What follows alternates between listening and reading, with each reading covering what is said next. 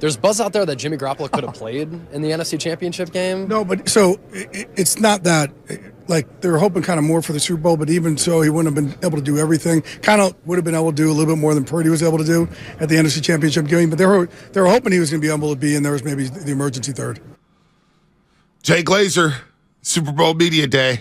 They were hoping he might be the emergency third, more so for the Super Bowl. That's 2 weeks from now, from when the NFC Championship game was. When he got hurt, the reports came out that he should be back if the Niners make a deep postseason run. He should be back by the title game. He should be back by the divisional round. Who knows? I mean, come on. Steph Curry's got injury right now. We hear all these reports. He might be back. We don't question his toughness. No, we never questioned it with Jimmy, but we've questioned it before with Jimmy Garoppolo. No, I feel like it's confirmation bias at this point. No. Like, if you don't like Jimmy and you're looking for a reason to be triggered, and because the Niners lost, you're looking for a scapegoat. The Niners got their ass kicked. Here you go. Philadelphia won. Accept it, Niner fans. I was there. I had to sit there and fight through it. It sucks. We lost. Guess what? The worst thing you could be is a crybaby looking for a scapegoat. Sometimes your team gets your ass handed to you. Philadelphia kicked our ass. In 2020, sometimes you just got to accept it. In 2020, you questioned Jimmy Garoppolo during the pandemic season with the ankle injury. You questioned him, not me. Oh, well, he could have came back, and the reports came out that he could have possibly came back in 2020, and you ran with it. So here we are now in 2022, 2023, with the trip to the Super Bowl on the line, and we're going to give this guy a pass if this report is true? We're going off Imagine being Deebo Samuel. We're going on unconfirmed random people on Twitter speculating that Jimmy Garoppolo isn't tough enough to come back and that there's a rift between him and the coach. Is there some frustration that he's not available? I'm sure. Coaches want better players. Would Kyle Shanahan want Jimmy Garoppolo instead of Josh Johnson? Absolutely. Absolutely. But to take it from there to Jimmy was healthy enough to play and could have helped them win, and he chose not to go. That's unfair. Nobody's saying that. That's unfair. If he was healthy enough to play, he would have suited up. A better shot than Josh Johnson. He would have suited up. Instead, we saw Jimmy Garoppolo walk out there with a sweatsuit with the cleanest J's on, laughing up a storm during the NFC title game when they're getting their ass kicked by Philadelphia. And that's supposed to sit well with you? It's supposed to sit well with Fred Warner Jr.? It doesn't sit well. Kittle, we lost. And Trent Williams walking but I'm in not with a looking crutch? for a scapegoat. Oh, my gosh. Here's the reason Nobody's why we lost. Him. The reason why the Niners lost was not Jimmy Garoppolo. They lost because Philadelphia was the better team, period. They were the better team all year. They were healthier throughout the entirety of the year. They kept their players healthy, and they kicked the crap out of the Niners. Point blank simple. Martellus Bennett speaks for a lot of Patriots when he said this. Bro, we lost 2 games. One of them was because Jimmy Garoppolo was being a bitch and trying to quit. He quit before us on the last. Decided not to play right before the game. So we went out there. Jacoby came out and played with a up thumb and played his heart out. But Jimmy was just being a about it all, and he's still being like. That's why you can't win with a for a quarterback. All right, NBA trade deadline coming up tomorrow at noon, and we have you covered with all the latest news leading up to it. Our trade deadline coverage is brought to you by Boxer & Gerson, Northern California's premier workers' compensation law firm, helping injured workers get their lives back for over 40 years. Jason Aponte joining us on the Bud Light guest line. All guests appear on the Bud Light guest line. Bud Light, easy to drink, easy to enjoy. We'll get back out to the lines in just a second. But Jason Aponte, Niners Nation, what is happening, brother? You're doing great work down there at Glendale, Arizona, covering the Super Bowl between the Chiefs and the Eagles. But first things first, what did you make of these reports about Jimmy Garoppolo that surfaced over the last 24 to 48 hours?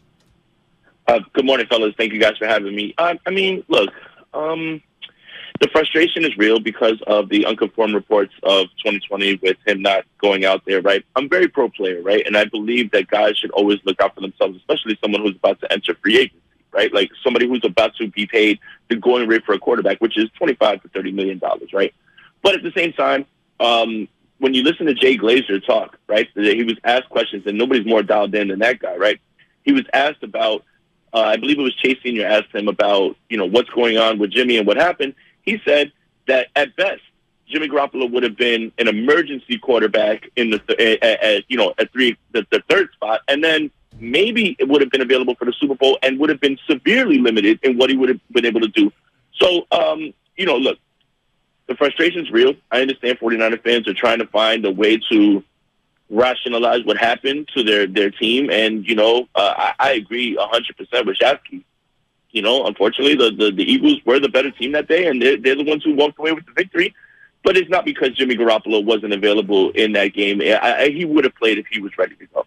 I totally agree. And it's just like, it just seems to me unfair. And I feel like a lot of people, and I understand where they're coming from. You got to suit up. You got to help the team win the Super Bowl. But like, we're going to question an NFL player's toughness now. Now we're going to go through the locker room. Javon Kinlaw's not tough enough to suit up in more than 14 out of 40 games. And I don't think it's that, man. I don't think it's that. We're looking for a reason to be triggered. Shanahan was ticked off there at end of season presser. He was ticked off for a number of reasons. There's probably a variety of reasons why he's angry. Unconformed reports in 2020, and then what you hear from Julian Edelman and Martellus Bennett. All I'm saying, and Jason, I'm not questioning his toughness. All I'm saying is, if it is true that he could have suited up, I have a problem with that because a trip to the Super Bowl is on the line, and George Kittle, Trent Williams, Christian McCaffrey are going out there busting their ass, and Josh Johnson's playing quarterback. You got no shot with Josh Johnson. I completely understand what you mean, right? And the frustration was palpable through that team, right? Like after Brock Purdy goes down, it feels like the whole season goes down the drain because you don't have a quarterback. If this is true, then I completely understand that. And I do think a lot of the frustration that you saw from Kyle Shanahan was the fact that he realizes that the season ended in such a way because someone got injured, right? Like they did 112. No, everyone got injured. Everybody dropped like flies. Everybody got hurt. It's a nightmare. And everyone is saying, hey, it's a few days after, get over it. No, like that frustration is real. For sure. And put in all this work. And when you hear Trent Williams speak at his locker and he's talking about, I don't know, and I mean, obviously he's not going to retire, but everyone is very reflecting, like in that moment, they're reflecting on the season. And unfortunately it just ended in that way. So there's frustration all around and it's not going to go away anytime soon. If the 49ers went out there and Brock Purdy was the quarterback and he played the entire game, and the Philadelphia Eagles won that game, you feel much better about that outcome than you do with this outcome because of the injury. No doubt. I hear you on that one. All right, so let's pick up the pieces and let's move past quarterback for just a second. I know there's Purdy injury stuff and Trey and all that, but put that stuff to the side. I got almost quarterback fatigue here at this point. What do they do with this roster? Like, who's out, who's in, rat-a-tat-tat me. Ayuk's got a fifth-year option. Kinlaw's got a fifth-year option. I think this is pretty cut and dry. I'm optioning Ayuk, and I'm telling Kinlaw, take a hike. Unfortunately, like right now, this is a very much make or break situation for Javon Kinlaw. I mean, I feel bad for the guy because I feel like he hasn't been on the field enough to show, but this is a results-driven business, right? Like you have to be on the field to do that. Ayuk's going to be fine. He's going to be here. I have no doubts in my mind that Ayuk's going to be here. Brad Graham and him, They're quite the talk here in Glendale with the Eagles. Trust me, those guys, they're still talking about, him with that. With Kinlaw, I do think that this team is going to retool a bit in free agency, and they should start with the defensive line, defensive tackle, defensive end. They need to add another edge to help Nick Bosa. Down the stretch, Nick Bosa just looked like a guy who had given his all season and was continuing to try, and he is that guy, but he does need help. He needs help outside of that. Eric Armstead proves his worth over and over as long as he's on the field. But if they can get someone, like I've been suggesting, Daron Payne, who's going to get a massive paycheck. Ooh, I would like that. Payne. Yeah, I'd like that. Yeah. Daron Payne next to Eric Armstead and maybe someone like Zach Allen from Arizona. Be on the edge. Not bad. A guy who can stuff the run, and he's actually somebody who's young, can actually, Chris Kasur's going to be here. Right. They're going to bet on those trades, and they're going to be able to send all that out. You hope that Emmanuel Mosley's back. I do think the guys who do leave, Azeez Al-Shaair, Jimmy Ward, I think that this is it. This is the last time that you've seen them on the field. I think Azeez follows D'Amico to Houston. I think Jimmy is going to get a bag, maybe by Houston, but somewhere else. It sounded like when he was talking on his IG Live, he was kind of talking about the last time that he was going to be here. So there's some things that are going to turn over, but the 49ers have done a great job of retooling in the draft. So there's guys that you can bring up in free agency, and there's guys that you can get in the draft. I do think that the way that they've built this roster, it's got to start again in the trenches. Yeah. The one guy the one most polarizing free agent that the 49ers have is Mike McGlinchey. And my contention with everyone saying, well, anyone is an upgrade, anyone is not an upgrade. And I don't know if there is an upgrade right now in free agency. Sure, if you want to draft a guy, you're betting that he will be, but I don't know if you can say that for certain. And I don't know if there's many upgrades out there for Mike McGlinchey. So I think Mike McGlinchey comes back. Wow. What's the terms, though? Because I'm seeing rumors about him getting chipped out here, Jason. As we're talking to Jason Aponte, Niners Nation, via the Bud Light guest line, Bud Light, easy to drink, easy to enjoy. What is that market? What are the financial terms that Mike McGlinchey may be agreeing to? I mean, the top-end guys are making $16 million. Oh, God, no way. I'm not doing it. No, I mean, he wouldn't. I don't think he's going to get there. I think that there's going to be a middle ground because of how much this organization loves him. What a lot of people have to remember is Mike McGlinchey was handpicked to run this offense. He was handpicked to be in the Shanahan offense.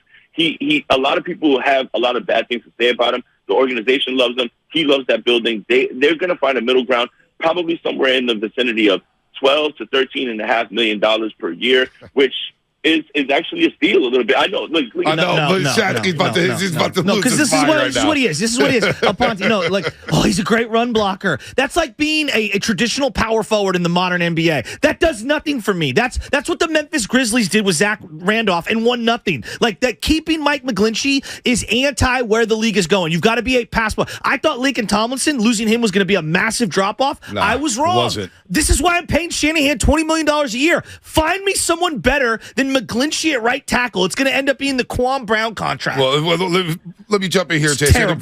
Forget Michael McGlinchey for a second. Yeah, I mean, big stiff. We'll see about that. I hope he signs now. That Shasky's pissed off. I got one more thing to trigger him with. Jason, what about Trey Lance? Because a lot of people think the Niners made a mistake by drafting him. Where do you sit with Trey Lance moving into the next season? I don't know if it's a mistake, Bonta. I just think it's right now we're in the third year and we're asking the same questions that we've been asking since day one, and that's frustrating. It's very frustrating for 49ers fans. This is the thing. I do think there was a little bit of a miscalculation when it comes to what was done with Trey Lance, and I feel horrible for him in the situation. Usually when you're drafting at number 3, you're a poor team. You're a team that is building, and you're a team that will allow the bumps and bruises to go on, right? Like when Trevor Lawrence was drafted by the Jacksonville Jaguars, he can play day one and go through all the bumps and bruises because they're not expecting to contend. Trey Lance was drafted into a win-now team, right? And I do think there was a little bit of a miscalculation with his development and having a win-now team. How do you develop a guy, go through the bumps and bruises, and have a win-now roster? And I do think this is a poor situation for him. Having said that, Leo Luna, who I'm out here with. Yeah, Leo's doing good work. Yep, he asked Greg Olsen about Trey Lance. And Greg Olsen basically said, Trey Lance has to play. He has to play. You have to find out what you have now at this point. It's not good news, but this is the perfect storm of situations with the Brock Purdy injury and what Trey Lance is now going to have, which is OTAs, minicamp, and training camp, to show that he's taking that leap. And I don't know that 49er fans shouldn't be as frustrated. I can't call it a mistake, but I can say that it is very much an uncertainty, and this is year 3. You should at least know something about what you have. Yeah, man, no doubt. I'm still in this camp at Trey Lance. We'll see. He does have to play, though. That's no doubt. Spencer Burford, Tyler Miller on our YouTube chat, follows all you guys. He wants to know, can you kick Burford out the right tackle instead of re-signing Mike McGlinchey? You can. There's certain options that you can do, right? Like you can do that with Burford. You can maybe Colton McKivitz is an option. Like we've seen him in spot starts and make chances. So I mean, like Jalen Moore. Stay away from Jalen Moore. Stay away from him. The 49ers have done a great job of finding linemen and turning them into right. Like look at Jake Brendel. Jake Brendel's been a guy who was largely unknown, right? Like has been in the league but never really played. They got solid work out of him at center. The 49ers have done a great job of finding guys. Daniel Brunskill is a guy who continuously brings value to the team, even though he's an undrafted free agent and wherever it is that he came from. Like, they find ways to get it done. So there is ways to get this done. The 49ers will figure that out. I just don't think that the option is out there in free agency. I see the offensive tackles that are out there. Maybe the kid Taylor from Jacksonville is the only other guy that I could think of that might be someone who's a bit of an upgrade while being younger. But at this point, I do trust this team to figure out the right tackle position. All right, Jason, have fun out there in Phoenix, go to the Arizona. Waste management. Yeah, go to Phoenix. So my brother's a big golf guy, and we looked it up yesterday because they're doing the Pro-Am, right? And I looked it up, and I said, hey, let's get out there. The Pro-Am is going to have J.J. Watt and a few other players are going to be out there. So he looks it up, and it's sold out, right? Like, obviously, I didn't think, is it? Like, at the right size. Yeah, but it's $15,000 if I wanted to play in the Pro. Yeah, see, that's too much. That's too Hey, much. keep up the good work. Yeah, keep up the good work, man. Enjoy the Super Bowl down there. Appreciate you guys. Absolutely. Beautiful. Jason Aponte, Niners Nation, here on 95.7 The Game. I'd like to get to $15,000, man. That's a lot. It's a lot. It's a lot. He believes Mike